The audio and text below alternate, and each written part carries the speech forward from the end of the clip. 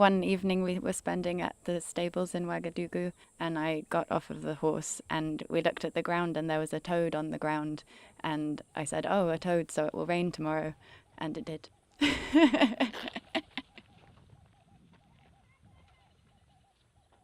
Hi, I'm Camilla Audia. I'm a researcher at King's College London. My name's Frances Crowley. I'm a researcher at King's. My name's Maeve Brennan and I'm an artist. Our project was intending to portray and document personal first-hand testimonies of climate change in a location that was experiencing the extremes of climate change. What we were picking up in the film weren't necessarily stories of climate change, they were stories of how people work with and adapt to nature. We were set to go to Burkina at the beginning of June, which is right before the rain season, which is important in terms of people predicting the rain, because we're talking about agricultural cycles that are highly seasonal. I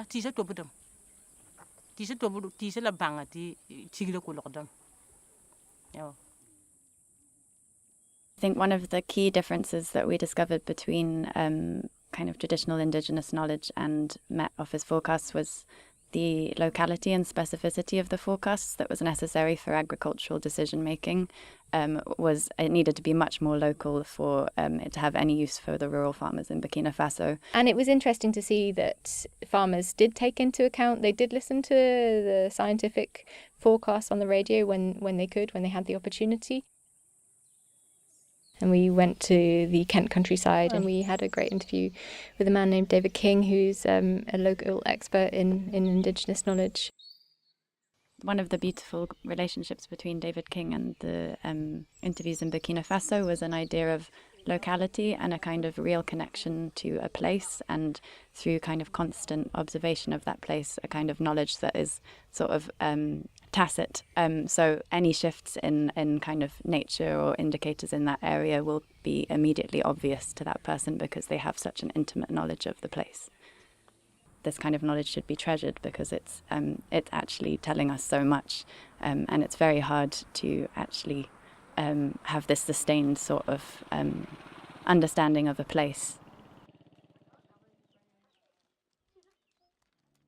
To make sweeping statements about how weather is changing all over the globe is not particularly useful. What we need is a more local approach, because it is going to become more and more unpredictable and erratic, but in different areas, and affect people very, very differently.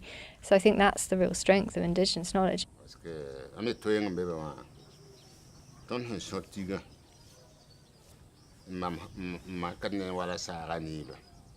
We are trying to contribute more to the area of studies that talks about weather and human and nature as a more holistic way of thinking, as opposed to just assessing if the indicators are useful or not.